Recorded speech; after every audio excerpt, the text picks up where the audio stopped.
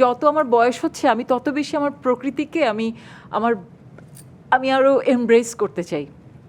আমার মনে হয় যে এই যে বললাম যে ঘাসে মিশে থাকা, তুমি যদি আমার ফেসবুকেও ঢোকো বা ইনস্টাগ্রামে দেখবে আমি ঘাসে শুয়ে আছি, এমন সব জায়গায় শুয়ে আছি পরবর্তীতে ওখানে সাপ বের হয়েছে অনেক, যেটা আমি আগে জানতামও না। হ্যাঁ, তো এরকম তো আমি আসলে এই যে আমার শরীরটি, আমার এক ফুপা, আমার নিজের ফুপা, উনি খুব মজার একজন মানুষ, আমি ওনাকে খুব শ্রদ্ধা করি, উনি আমিনুল ইসলাম।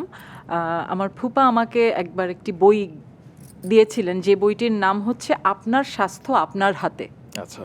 এবং দেবেন্দ্র ভোরাত, এই ভদ্রলোকের লেখা এই বইটি আমার জীবন পাল্টে দিয়েছে, যে আপনার স্বাস্থ্য আপনারই হাতে, আপনি নিজেই চাইলে আপনার স্বাস্থ্যের বহু দিক সামলাতে পারেন। এবং এই বইটি পাবার পর এবং পড়বার পর আমি আমার জীবনকে, আমার নিজেকে নতুনভাবে আবিষ্কার করতে শুরু করেছি। এবং শুধু আমি একা না, যারাই আসলে মনে করছেন যে আপনার জীবন আপনার হাতে, আপনি দেখুন তো চেষ্টা করে আপনি পারেন কি না।